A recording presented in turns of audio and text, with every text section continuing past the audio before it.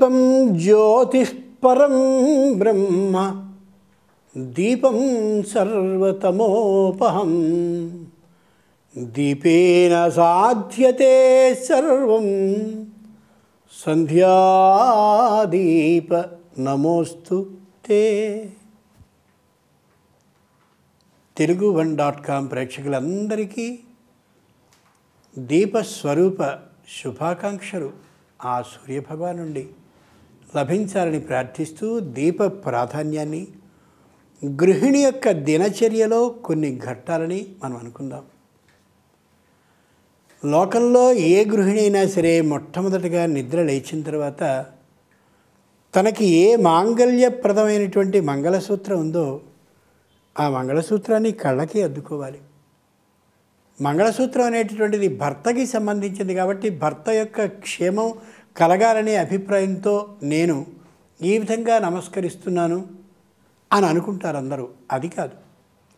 మాంగళ్య సూత్రంలో భద్రాదేవిని అధివసింపజేసి, అంటే భద్రాదేవిని ఆవాహన చేసి ఆ మాంగళ్య సూత్రాన్ని కట్టిస్తారు వివాహంలో. కాబట్టి ఈ రోజంతా నేను భద్రముగా క్షేమంగా ఉండుదునుగాక అనే అభిప్రాయాన్ని కలగచేసే భద్రాదేవి యొక్క ఆ పూజ చేయబడిన మంగళసూత్రం ద్వారా శుభము మంగళము కలుగుతాయి. ఆ విధంగా నమస్కరించుకుంటే మంగళసూత్రం అనేది కేవలం భర్తకి సంబంధించిన సంకేతం, భర్త జీవించినందుకు సంబంధించిన సంకేతంగా ఏర్పాటు చేయబడ్డటువంటి 2 బిళ్ళలు కానే కాదు. ఈవేళ నాకు శుభం మంగళం, శుభమంగళయోర్భద్రం, శుభం కలగాలి మంగళం కలగాలి అనే అభిప్రాయంతో అలా నమస్కరించుకోవాలి. లేచిన తర్వాత దంతధావనం చేసుకున్న పిమ్మట స్నానాన్ని చేయాలి. ఇక్కడ ఓ చిత్రం ఉంది. స్నానాన్ని సంపూర్ణంగా చేసేటటువంటి సందర్భంలో ఒక్కసారైనా సరే ఉత్తమం మానసం స్నానం విష్ణోస్మరణపూర్వకం, పరమేశ్వరుడికి సంబంధించిన ఒక్క నామాన్నైనా సరే స్నానాన్ని చేసే సందర్భంలో అనుకున్నట్టయితే ఆ స్నానం గంగా స్నాన సమానం అవుతుంది. అందుకనే కొద్ది వెనక్కి జరిగితే మన అమ్మమ్మలు, మన తాతయ్యలు, అలాగే మన పెద్దవాళ్ళు గంగే చయమునే చైవ గోదావరి సరస్వతి నర్మదే సింధు కావేరి జలేస్మిన్ సన్నిధిం కురు, ఆ నదుల నీళ్ళన్నీ కూడా నేను స్నానం చేసేటటువంటి ఈ చిన్న పాత్రలోనికి వచ్చుగాక అని అవన్నీ ఆ పాత్రలోకి వచ్చినట్టుగా భావన చేసి వాళ్ళు స్నానాన్ని చేసేవారు. భావనలో నిజమైనటువంటి బలం ఉంటుంది. విదేశాల్లో ఉన్నటువంటి మన పుత్రుడికి జ్వరం వచ్చిందనే మాట ఎవరైనా మనకి చెప్పారు అనుకుందాం, లేదా వాడే చెప్పాడని అనుకుందాం, వెంటనే మనకి ఆందోళన ప్రారంభమవుతుంది. ఎందుకని ఆందోళన వచ్చింది? జ్వరం వస్తే వాడు ఎలా ఉన్నాడో, వాడి మానసిక స్థితి ఎలా ఉందో, వాడి ఊహ ఎలా ఉందో అదంతా మనకి భావన కలిగింది కాబట్టి మనకు ఆ దుఃఖం వచ్చింది. అలాగే గంగ, యమున, సరస్వతి, నర్మద, కావేరి, సింధు ఈ మొత్తం జలాలన్నీ కూడా ఈ పాత్రలోనికి వచ్చాయి అనే భావనని పొంది స్నానాన్ని ఏ శ్రీ మహావిష్ణువో శంకరుడో మరెవరో ఇష్టమైనటువంటి దేవతకి ఒక్కసారి అనుకుంటూ ఆ దేవతా నామాన్ని ఉచ్చరిస్తూ స్నానాన్ని చేస్తే ఇన్ని నదుల స్నానాన్ని చేసిన ఫలితం మనకి లభించి తీరుతుంది. స్నానం చేయడంలో ఒక విశేషం. తెల్లవారుజామున సూర్య ఉదయానికి ముందు స్నానం చేస్తే ఏ ఆకాశగంగలో స్నానాన్ని చేయడం కోసం కశ్యప, అత్రి, భరద్వాజ, విశ్వామిత్ర, వశిష్ఠ, జమదగ్ని, గౌతములు అనేటటువంటి మహర్షులు 7 మహర్షులు స్నానానికి ఆకాశగంగకి వెళుతూ ఉంటారో వాళ్ళందరూ ఒకసారి కిందికి చూసి మనం స్నానానికి వెళ్ళేటటువంటి సందర్భంలో ఈమె లేదా ఇతడు కూడా స్నానాన్ని చేస్తున్నాడే అని వాళ్ళ అనుగ్రహ దృష్టి ప్రసారాన్ని మన మీద చేస్తారు. అబ్బే మేము ఎక్కడో గదిలో స్నానం చేస్తుంటే వాళ్ళకి ఎలా కనిపిస్తాం అనుకోకూడదు.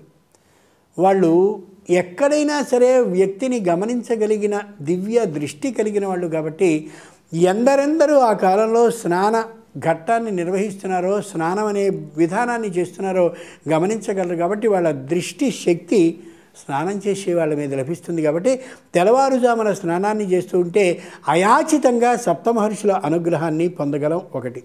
2, తెల్లవారుజామున ఏ నీళ్లతో మనం స్నానాన్ని చేస్తున్నా స్నానానికి సంబంధించిన జలంలో వరుణుడు దాగుంటాడు తెల్లవారుజామున. కాబట్టి ఆ వరుణుని యొక్క అనుగ్రహం మనకి లభించి తీరుతుంది. జలంలో వరుణుడు ఉంటాడు. వరుణుడు శరీరంలో ఉండేటటువంటి తడితనాన్ని తగ్గించడు. అంతేకాక ఆరోగ్యాన్ని నిరంతరం కలిగించగలిగిన శక్తివంతుడు కూడా ఆయనే. అంచేత వరుణ శక్తి లభిస్తుంది తెల్లవారుజాము స్నానం ద్వారా.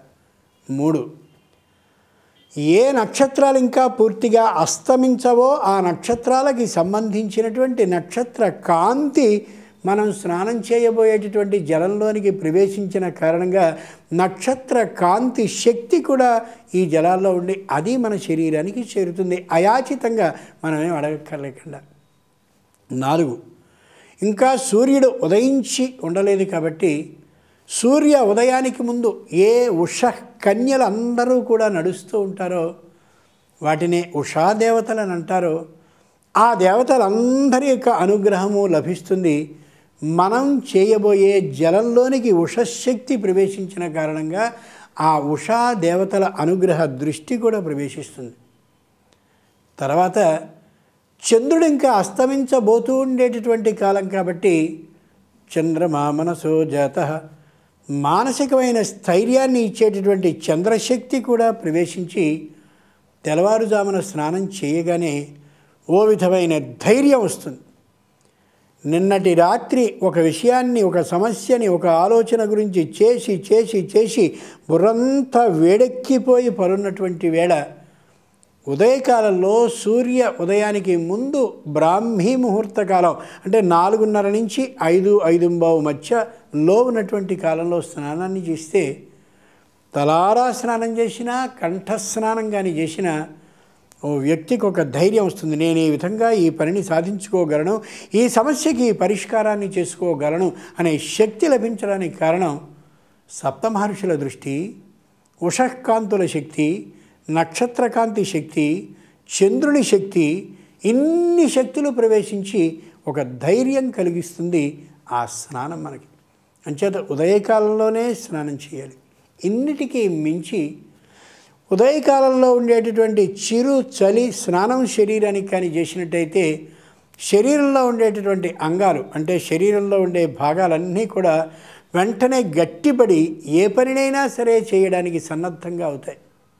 మునగ తీసుకుని పడుకున్నటువంటి వ్యక్తి ఏ పని చేయడానికి ఉత్సాహాన్ని చూపించలేడు. అదే చన్నీటి స్నానాన్ని చేసినటువంటి వ్యక్తి అయితే ఏ పనినైనా చేయడానికి సంపూర్ణంగా సిద్ధంగా ఉంటాడు. కారణం ఆ శక్తి ఈ స్నానం వల్ల వ్యక్తికి లభిస్తుంది. తెల్లవారుజామున లేచి స్నానాన్ని చేసినటువంటి వ్యక్తి రోజంతా ఉత్సాహంగా ఉంటాడు, పరిశుభ్రుడుగా ఉంటాడు, ఆనందంగా ఉంటాడు, హర్ష అతిరేకాన్ని అంటే చెప్పలేనటువంటి సంతోషాన్ని కలిగే ఉంటాడు. అనుమానం ఏమాత్రము లేదు. ఇటువంటి స్నానాన్ని చేసిన తర్వాత ఇంట్లో గృహిణి గృహముచ్యతే. గృహిణి అంటే ఇల్లు అని అర్థం. ఇల్లు మొత్తం ఆవిడదే.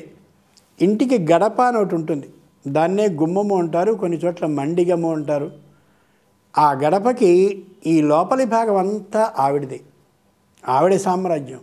అంచేతనే ఆవిడని సమ్రాజ్ఞి అని పిలుస్తారు. అంటే అక్కడి నుంచి నువ్వు చక్రవర్తినివి, గడప నుంచి లోపలంతా నీది. ఈ గడపకి అవతల ఆయన మహారాజు. గడప పై పనులన్నీ ఈయన చూడాలి, గడప లోపలి పనులన్నీ ఆవిడ చూడాలి. భార్యాభర్తలకి ఈ విధమైనటువంటి అధికార విభాగాన్ని చేసింది శాస్త్రం. గృహిణీ గృహముచ్యతే, ఈ ఇల్లు నాది, ఈ ఇంటికి సామ్రాజ్యానికి అధిపతిని నేను అని చెప్పి ఆవిడ ఆ క్షణంలో వెంటనే దైవ మందిరం దగ్గరికి వెళ్ళి దీప ఆరాధనని చేయాలి.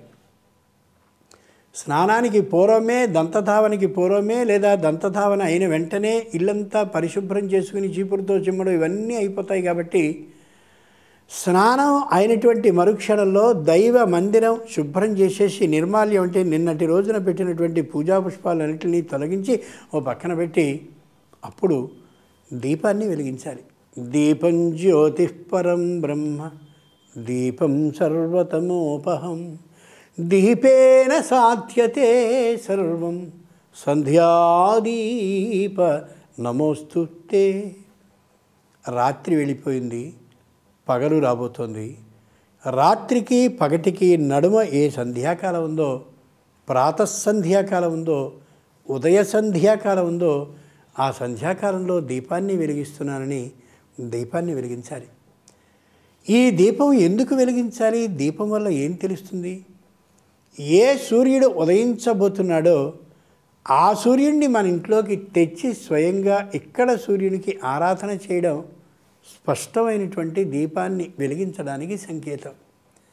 ఆశ్చర్యకరమైన అంశం ఏమిటంటే సూర్యునిలో అందరు దేవతలు ఉంటారు. అంటే ప్రతి దేవతకి సంబంధించినటువంటి గ్రహము కూడా సూర్యమండలంలోనే ఉంటుంది.